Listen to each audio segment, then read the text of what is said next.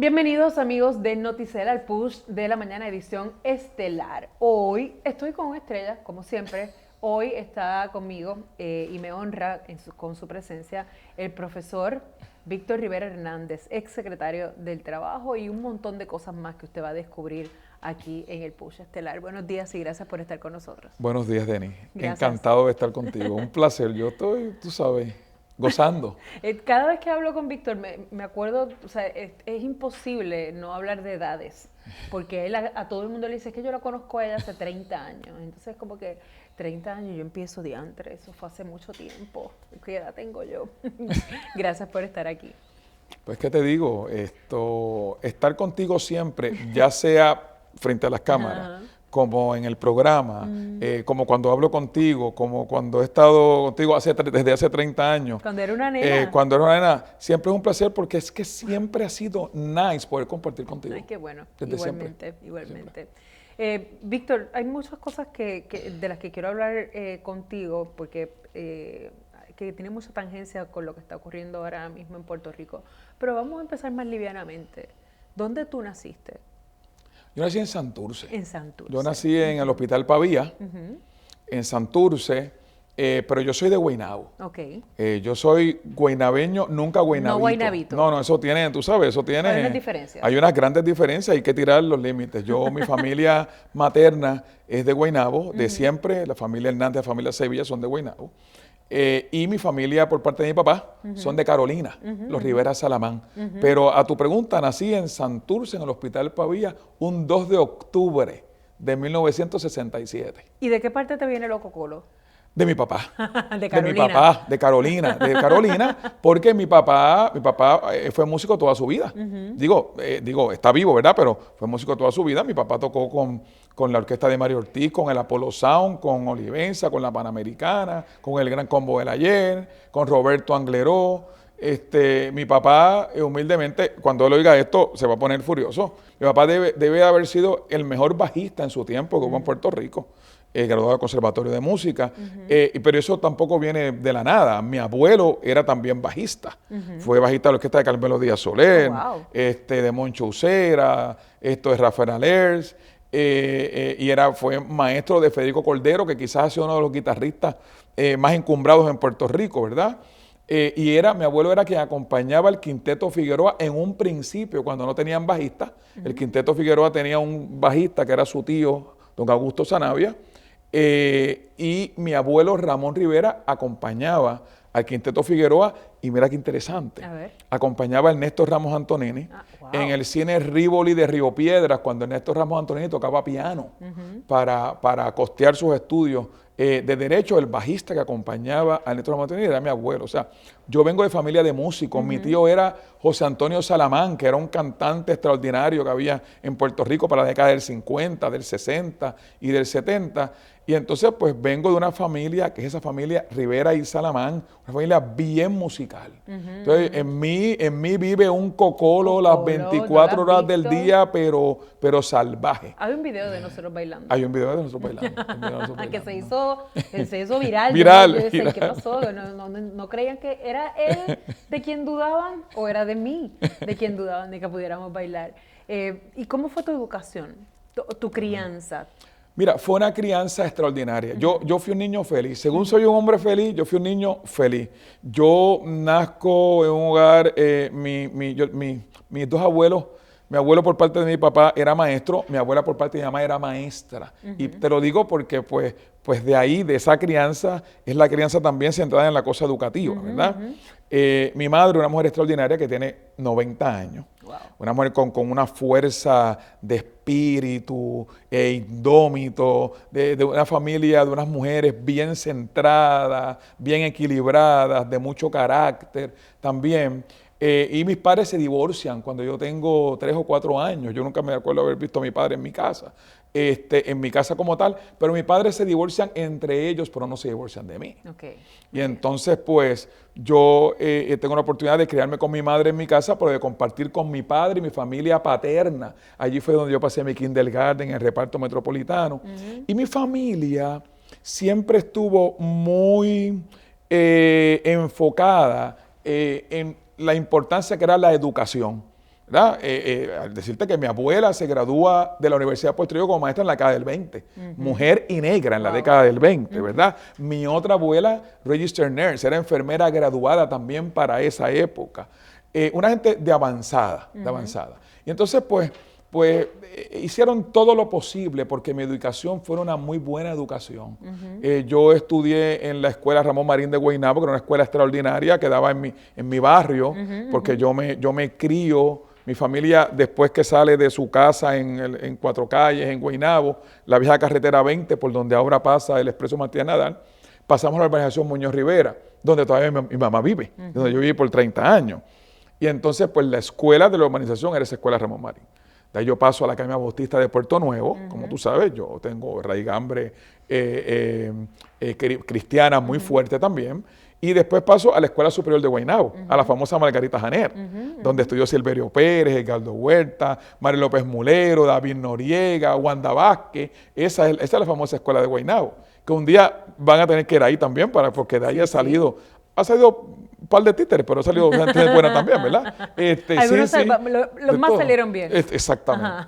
Y fue una educación en donde yo tenía unos primos, uno de ellos falleció, Neftalí Calderón, que fue como un padre para mí, que él era agrónomo, graduado de Mayagüez, y él tenía esa disciplina conmigo. Él llegaba a estudiar conmigo, pero desde kindergarten a estudiar conmigo. Y mi prima Linet también, que vive ahora en California, y se esmeraban por hacerlo. En mi casa mi madre, mi tía Chele, que fue mi otra madre que murió hace un tiempo, tenía unas tías maestras en Bayamón, de apellido Pizarro Sevilla, fueron maestras del alcalde de Bayamón, como digo yo, esas negras extraordinarias, maestras, principal de escuela, profesoras en la universidad, mi tía Ramonita Solís, o sea, fue una buena educación, tanto a nivel de la educación formal como a la educación informal. En mi casa pues había mucha lectura, ¿verdad? Nunca se me olvida, una tía mía me regala El Principito y me dijo, léete El Principito ahora que tienes 10 años, lo vuelves a leer cuando estés en la universidad y después lo vas a leer y entonces después cuando te toque leer El Príncipe de Maquiavelo, ¿verdad? Vas a entender por qué te estoy regalando El Principito. Sí, no me regalaban tenis, no me regalaban bicicletas, me regalaban libros y ropa. Eso es lo que me regalaban en aquel momento. O sea, fue una gran educación. ¿Era hijo único? Hijo único de mi papá y de mi mamá, de matrimonio de mis padres. Mi padre después se casa con una de las mujeres más extraordinarias que debe haber en este país. ¿Okay? Y me dan 4 hermanos más, que son mis hermanos Víctor, Héctor, David y Yadira, ¿verdad?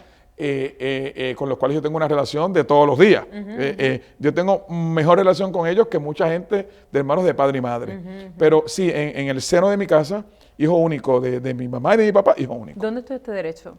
Estudié Derecho en la Facultad de la Interamericana. La Facultad de Derecho de la Universidad Interamericana. Después de que terminé Ciencias Políticas en la UPI, que fue una experiencia religiosa, ¿verdad? Allí porque es que fue una experiencia tan extraordinaria. Fue la experiencia de tener al frente mío a Manuel Maldonado Denis, a Nair Maceijo, a aquel español Manuel Cárdenas, a Raúl Coto Serrano, a Jorge Benítez, a Carmen Ramos de Santiago, don Pablo García Rodríguez, el yerno de Denis, el suegro de Denis Márquez, ¿verdad? Víctor García San Inocencio comenzando, Víctor es mucho más viejo de lo que creemos, ¿verdad? Y comenzando, pero con esa disciplina, con ese rigor en la ciencia política que se enseñaba en la universidad para aquel tiempo, ¿verdad? Y entonces eso es lo que me hace a mí, tú sabes. Y qué raro que no estudiaste Derecho y luego fuiste funcionario de gobierno, pero qué raro que no te dio con meterte en política. Perdóname, en el medio es una maestría en Administración Pública. Claro, también. Por eso, y yo creo que hacer esa maestría en Administración Pública fue una de las cosas que me convenció a no meterme a la política. Porque yo quería ser, si era algo, funcionario público, pero no quería meterme en asuntos de política partidista. Se me ofrecieron, Denis, te tengo que decir, ¿verdad? Con mucha humildad, que a mí me ofrecieron la alcaldía de San Juan. A mí Alejandro García Padilla envió a mi hermano Irving Facio en el 2012. Recuerdo ese esfuerzo. A ofrecerme la alcaldía de San Juan a mi casa, antes de ofrecérsela a Carmen Yulín, ¿verdad? En el 2016... ¿Qué veces se arrepintió de eso? Yo estoy casi segura que sí. En el 2016 hubo un grupo que se me acercó para que yo corriera para la gobernación, comandado por Johnny Crespo, que era uno de los grandes recaudadores del Partido Popular, ¿verdad? Y fíjate, nunca me interesó. ¿Por qué no? ¿Por qué no? Es que no me veía yo. Te voy a decir algo. Si yo hubiese corrido para San Juan, yo hubiese sido el alcalde de San Juan. Yo estaba convencido de que yo tenía con qué ganarle a Jorge Santini. Okay. Y si hubiese corrido para la gobernación, posiblemente hubiese sido el primer gobernador negro de este país, ¿verdad? ¿Y por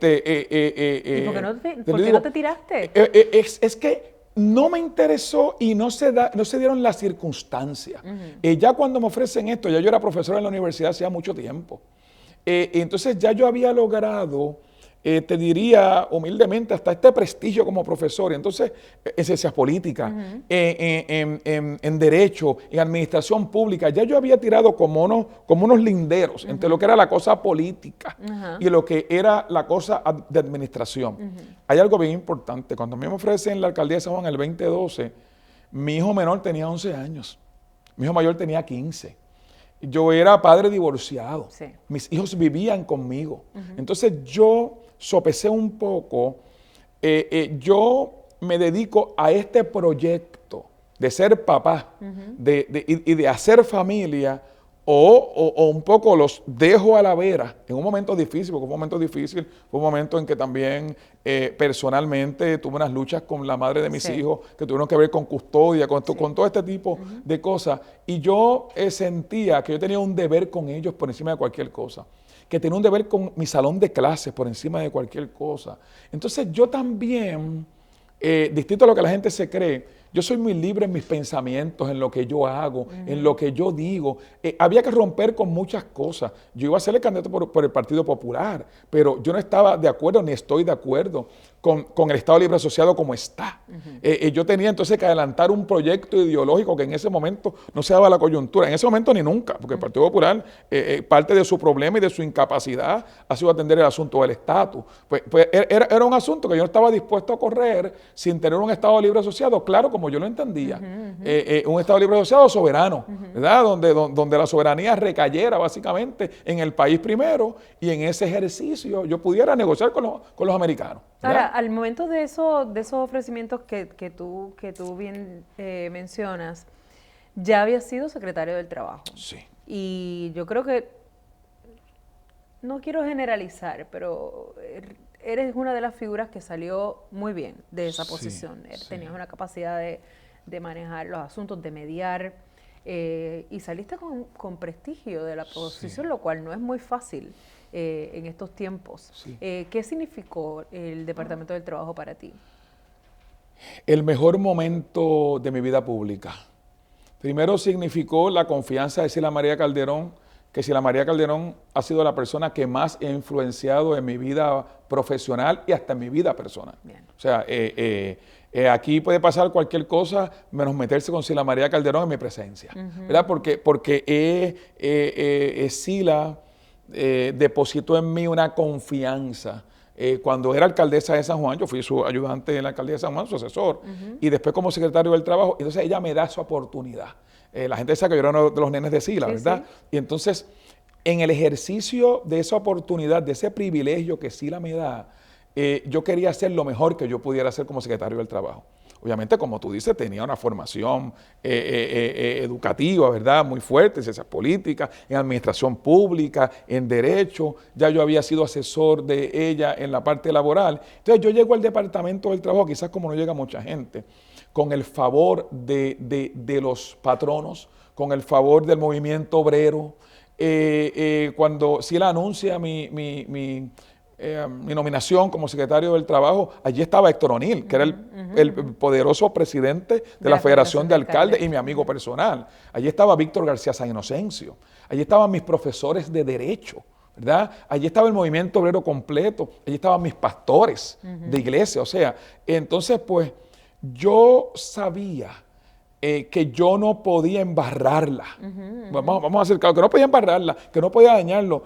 Y yo me dediqué en alma, vida y corazón a ser secretario del Trabajo, a ser funcionario público, aquel departamento, que en aquel momento era un departamento grande, tenía oficiales de otros departamentos sombrillas, nunca dejé de ser el ayudante de Sila Calderón. Yo estaba en el departamento y terminaba en Fortaleza por las tardes, los fines de semana.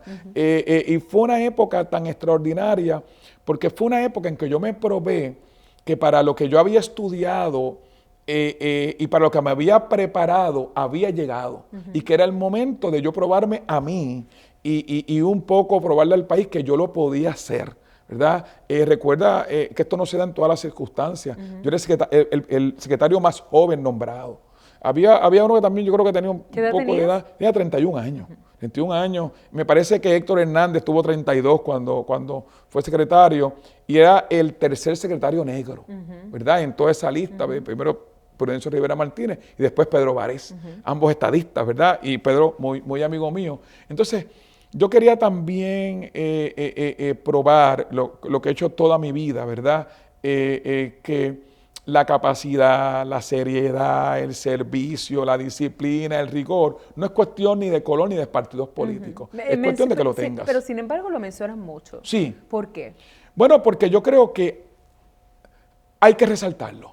Yo creo que hay que resaltarlo. Yo creo que en el país hay una gran invisibilidad de gente negra en posiciones importantes, y no es porque no estén preparados. O sea, cuando yo me pongo a ver a tanta gente preparada en el país, a una Palmira Ríos, a una Mayra Santos Febre, a una Maris Ramos, a tanta gente, a un Lester Nurse, a tanta gente tan preparada, tanta gente negra, tan preparada, pero veo que ha habido una invisibilidad en puestos de poder, en la cosa política, en las comunicaciones, en la industria de la banca. Entonces, yo creo que merece ser resaltado.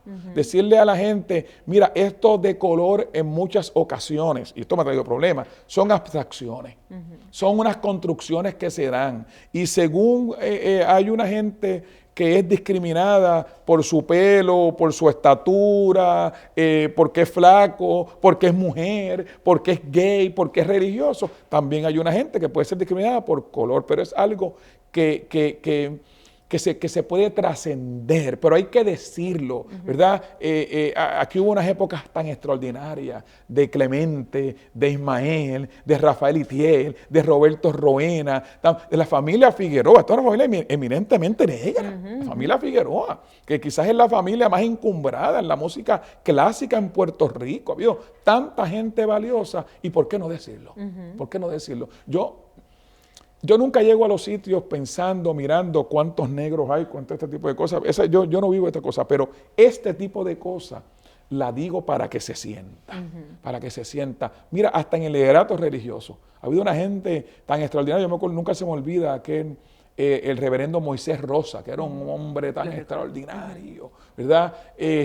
Juan Franco, profesor de religión también en la Universidad de Puerto Rico y un líder en ese sentido. Pero noto que sigue habiendo una gran invisibilidad de tanta gente, y vuelvo y te digo, no porque no estén listos, ahí pasa algo extraño, hay como un gap ahí, ¿verdad? Como un hoyo, ¿verdad?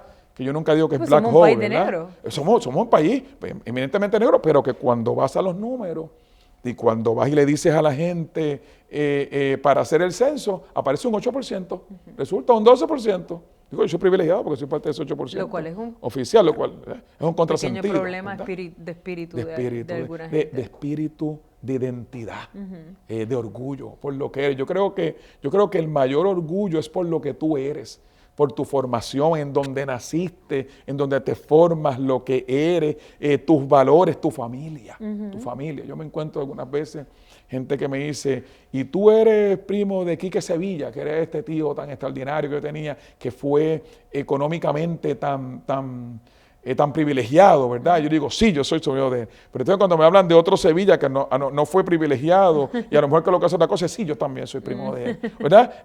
Así que ubicarse en eso es importante. Hubo otros acercamientos de los cuales no me has hablado, y mucha gente no sabe esto, aunque depende de la época de que usted sea, pero a ti también te ofrecieron el Supremo.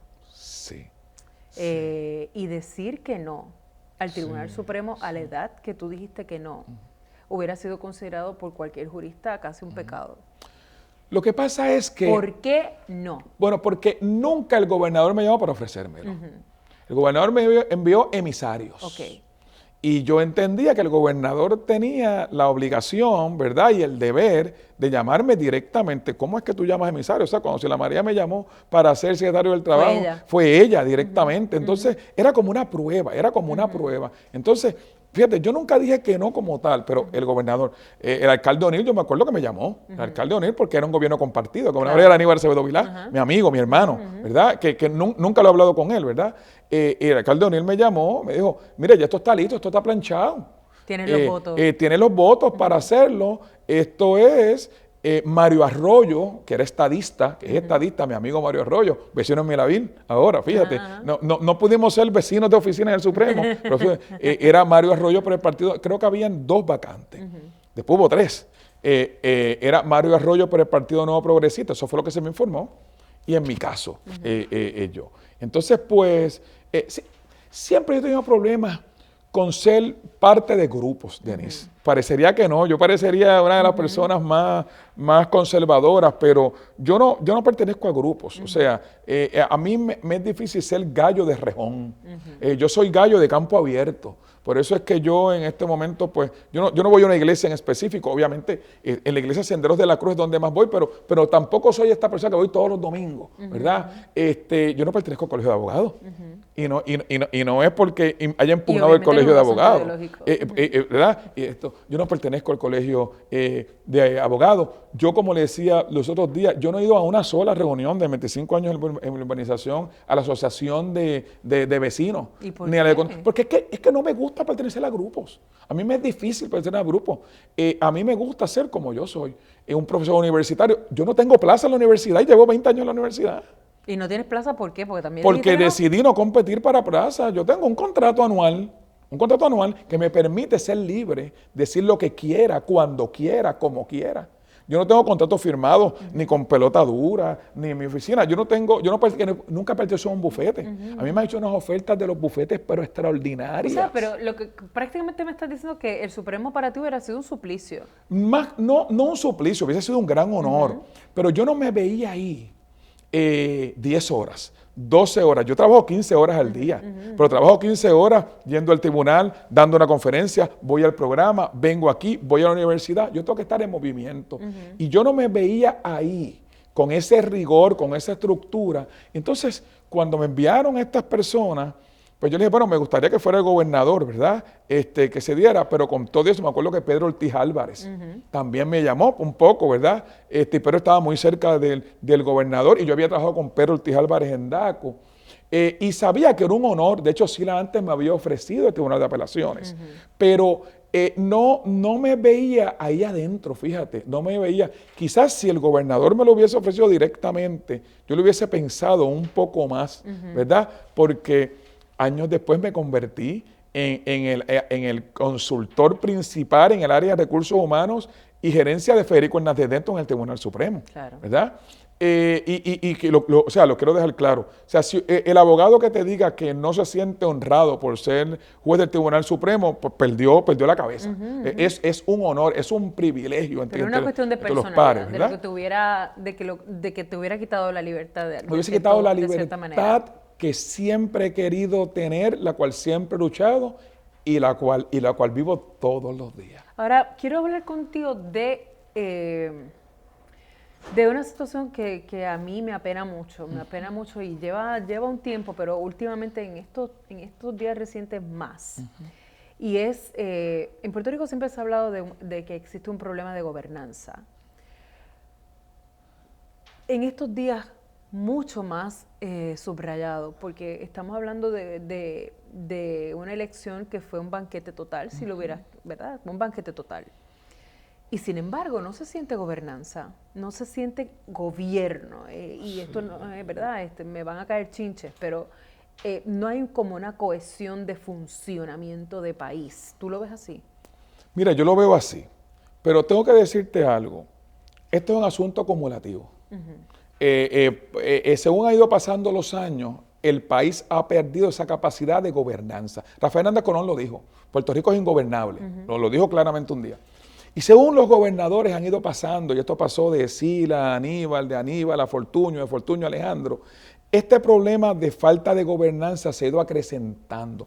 Tiene que ver con la cabeza, tiene que ver con la cabeza, tiene que ver con la figura principal, tiene que ver con quien gobierna, tiene que ver con las capacidades, con las destrezas, con las pericias, con el arte de gobernar.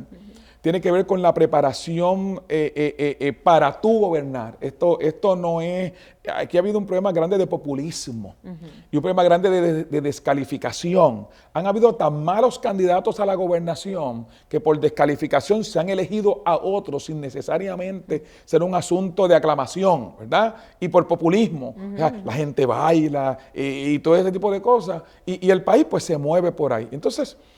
hemos llegado a un momento en que ahora lo estamos viendo crudo porque ahora hay un gran problema de gobernanza. Hay un problema de formar gobierno, o sea, que hayan pasado 6 meses y que nosotros en 6, vamos para junio, de aquí a la semana que viene, y que nosotros no tengamos a los secretarios principales de gobierno, más que un problema de gobernanza, es una tragedia pública, es una tragedia de gobierno. ¿Verdad? Porque a mí nadie, yo fui secretario y yo le he dedicado más de la mitad de mi vida al gobierno. Cuando tú no tienes un secretario, esa agencia está descabezada.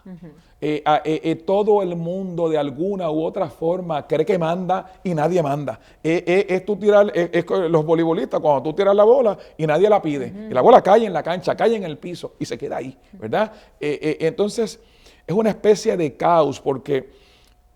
gobernar el aparato público, ¿verdad? Te lo digo desde el punto de vista, yo no nací secretario, yo trabajé en DACO, trabajé en la legislatura, trabajé en Fortaleza, trabajé en la Junta de Planificación. Gobernar es un asunto muy serio, es muy complejo, ¿verdad? Es parte de lo que es una teoría, una filosofía, pero es una transición para después de mojarte las manos, de ensuciarte las manos en ese proceso. Gobernar merece pensar al país las 24 horas, todo el tiempo, ¿verdad? Entonces, en ese sentido, eso no está pasando ahora. Esa dedicación, ese despertarte a las 4 o las 5 de la mañana para ver por dónde va la cosa, ese periodo de pensamiento, ese periodo de los gurús, las personas que te acompañan, que te ayudan a pensar el gobierno también, ¿verdad? Que otros gobernadores lo tenían. Yo lo tuve cuando estaba en el Departamento del Trabajo, los llamados mentores. Es todo un proceso, es toda una capacidad administrativa que en este momento no se ve. Por mucha impresión. A mí me preocupó desde el momento en que la gobernadora, que acepto que está haciendo ella un gran esfuerzo, que ese es el gran problema, que ella sola lo está haciendo. Aquí hay un problema de que tienes una excelente cantante sin coristas y sin orquesta. Ese es el gran problema. Me preocupó desde que la gobernadora empezó a dilatar el proceso de nombramiento de los secretarios. Yo soy de la vieja escuela. Claro. Yo creo que tú... Si llegabas con el gabinete hecho. Yo estuve con el gabinete hecho y con la oportunidad de que esos funcionarios de gobierno, desde noviembre hasta enero que entran, hayan tenido 2 meses para estudiar la agencia, para estudiar los temas de la agencia. Fue lo que yo hice, es lo que hizo César Rey cuando fue al Departamento de Educación, Yolanda Sayas cuando fue a Familia, Moncho Cantero cuando fue... Estoy hablando de mi gabinete, aquel gabinete de ensueño de Sila. Quizás el último buen gabinete de Puerto Rico, lo tengo que decir, ¿verdad? Como grupo, ¿verdad? Porque pues ha habido muy buenos funcionarios, pero como gabinete, Johnny Rullán, César Miranda, Ferdinand Mercado, Ileana Echegoyen, aquello era un gabinete de ensueño, ¿verdad? ¿Y qué yo hice en esos 2 meses? Yo suspendí un viaje, Denise. ¿Sabes que a mí me gusta viajar?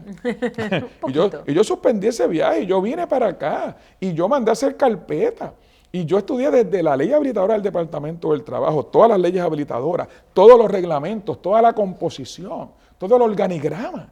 Yo me reuní con empleados, yo me reuní con uniones, porque una cosa es estudiar la agencia, pero otra cosa es estudiar los temas inherentes a la agencia, los temas transversales a la agencia, ¿verdad? Y cuando yo llegué allá aquel primer día, yo estaba listo y llegué a las 5 de la mañana, porque si ese día yo no firmaba, si yo no oficializaba mi firma, no salían los cheques de desempleo de la próxima quincena. Claro.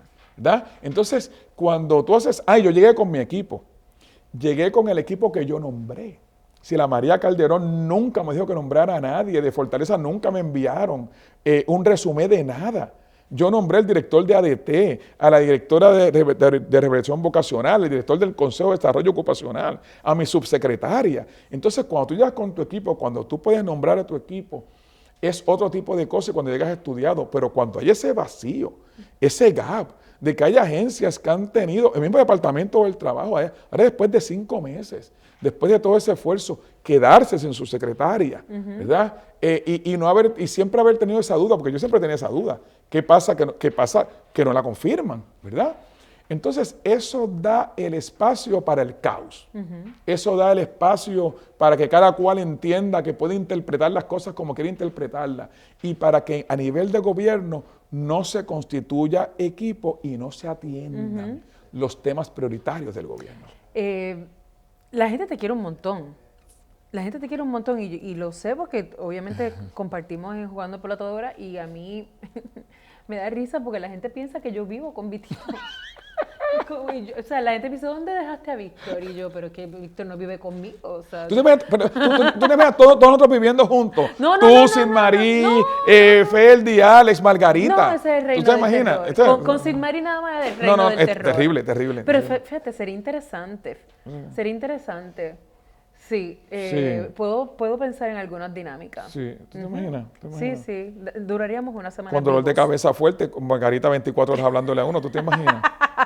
Sabes que yo les adoro a ustedes. Y a Sin Marí regañándonos siempre. ¿Tú sabes? Y haciéndonos bromas, porque la gente se cree que Sin Marí es la más seria. No, sí. No, es tremenda. Que para nada. ¿Te sientes cómodo en ese rol, no? Y la gente, le has llegado tanto a la gente que lo que te estoy diciendo es verdad. A mí la gente me dice, ¿dónde dejaste a Víctor? Es como que le llegaste. Mira, sí, porque me pasa lo mismo que te pasa a ti, a Cita Margarita. Nosotros allí, en lo que hacemos, Alex, somos nosotros. No dejamos de ser nosotros. Y entonces me siento en ese rol muy honrado, porque esto es Ferdinand, ¿sabes? Muy honrado, porque es Ferdinand. Y muy honrado. A mí, vuelvo y te digo, como dice Concila, a ti nunca nos han dicho, este es el libreto, corre por aquí, uno llega y uno, como uno piensa, así uno dice, así uno se las pregunta. Algunas veces podemos diferir entre nosotros, que esto, cuando pregunta, me siento muy bien en ese rol. Y sí, la gente me aprecia mucho. No nos equivoquemos, tengo mis odiantes. Bueno, todos tenemos nuestros odiantes. Pero a ti es difícil y los tengo, no, pero fíjate, los tengo y los tengo identificados. Bueno, eso porque es hay que saber identificarlos. Los tengo bien identificados, ellos saben que los tengo identificados. Aquí estoy mirando la cámara, saben que los tengo identificados. Pero sí hay mucha gente que quiere a uno. Yo hace muchos años aprendí del papá de Edgardo Huerta, que en paz descanse Edgardo Huerta, su papá fue mi mentor, Víctor Huerta, eran mis vecinos del lado. Yo heredé de ellos la biblioteca, de él, una biblioteca extraordinaria de ciencia política, que hay que luchar porque la gente te quiera, pero el día que tengas que decidir entre la gente te quiere y que la gente te respete, lucha para que la gente te respete, claro. Porque como quiera, los que te quieren te van a querer, ¿verdad? Y los que no te quieren te van a respetar. Así que yo he ido caminando, me siento bien, me siento satisfecho. Yo no sé cuántas horas tiene tu día, o sea, porque tú haces demasiadas cosas. Muchas, entre 18 y 20. Yo duermo 4 horas, 4 o 5 entre 18 y 20. Porque me gusta estar haciendo siempre tienes un invento. Si no en la universidad son charlas, talleres, los fines de semana en Ponce hablando de no sé qué. Yo, pero ¿cuándo descansa Víctor? Eso ha pasado, estuve en Ponce, estuve en Guánica, bajé a San Juan a una conferencia y terminé con Hildy y con Zoé Lavoy en Cagua, dando una conferencia que es duro con Hildy y con Zoé, terminar dando una conferencia. Me encanta estar Pero conmigo. ojo, que no todo es trabajo, porque también cuando decide cogerse un avión, se va un mes. Se va un mes porque le encanta viajar y se monta con una facilidad increíble. Y tiene unos gustos exquisitos, el vino exquisito, todo él es muy exquisito. Es muy exquisito. ¿Qué te emociona? Hasta las lágrimas. Mi familia. Mi familia. Yo siento emoción por mi familia. Yo siento emoción por los míos. Yo soy de un grupo familiar, de unos ancestros bien. A mí me emociona mi familia. Estar con mi familia. ¿Okay? A mí me emociona ver a la gente bien. Ver a la gente bien, ver a la gente feliz, ver a la gente en salud. Yo me gozo el gozo de la gente. Yo me gozo la salud de la gente y para mí es una emoción inmensa. A mí me emociona, te dije de la familia, cuando yo puedo estar con ellos todo el tiempo. El mayor tiempo que pueda estar con ellos me causa una gran emoción. Me emociona también ver a gente de mi infancia, de mi niñez, verlos después de mucho tiempo sin dejar de verlos, encontrármelos, porque ahí hago un cable tierra con toda aquella niñez feliz que tuve, aquella adolescencia. Los otros días me encontré con una persona, llegué a la oficina, y me dice, yo soy Pedro Santiago, de la Academia Bautista, y me dio esa gran emoción porque me remonté a la academia, me remonté a aquel tiempo tan extraordinario, de aquella formación académica, evangelística, que tuvimos, y me emociona ver a gente que hace tiempo no veo y que puedo ver. Me da gran emoción también, te diría, cuando es la emoción conmigo, ese espacio de pensar y de rememorar. Yo leí un libro hace muchas vidas, muchos maestros, y yo como que ha sido como que muchas vidas en una sola, muchos maestros, muchas experiencias. Entonces, cuando yo estoy en ese espacio de Víctor con Víctor, que trato por lo menos en el día de unos minutos de Víctor con Víctor, yo voy a almorzar solo, yo desayuno solo. Yo en la oficina cierro la puerta para estar solo, o sea, pues uno está rodeado de mucha gente. Está definida tu personalidad. Yo en la casa antes de venir para acá, yo estaba echándole agua al jardín, descalzo, haciendo grounding por mi grama, ¿verdad? Que me encanta hacerlo, ¿verdad?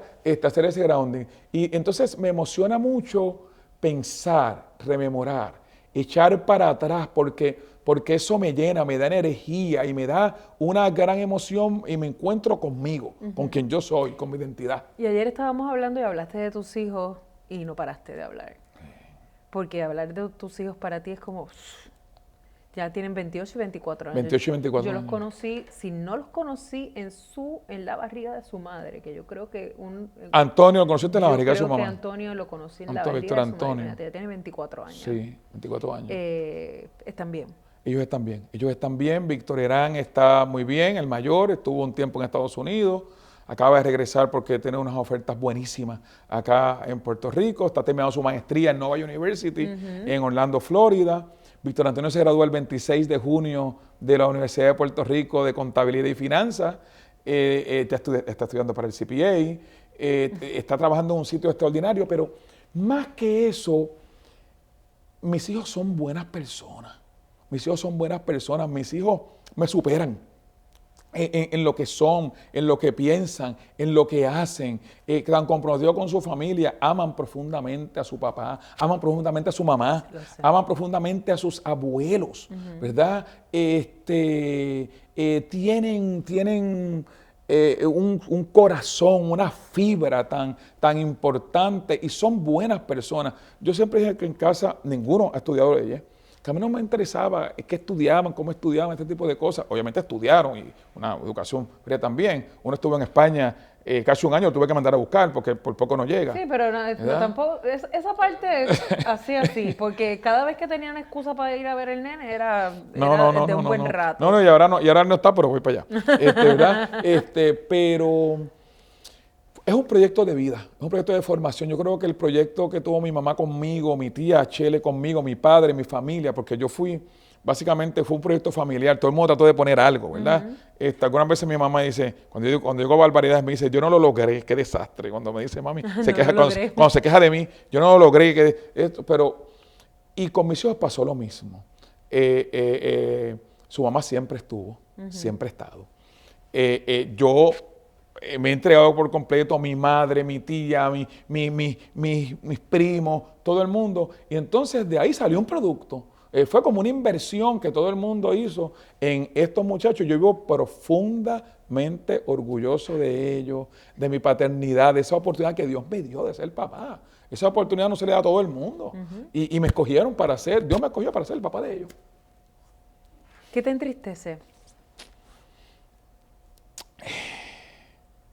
Me entristece cuando... ¿Sabes qué me entristece a mí? Mucho. ¿Qué? La falta de agradecimiento. cuando la gente no es agradecida. Me entristece mucho la falta de lealtad, ¿verdad? Cuando la gente no le es leal a otra gente, no le es leal a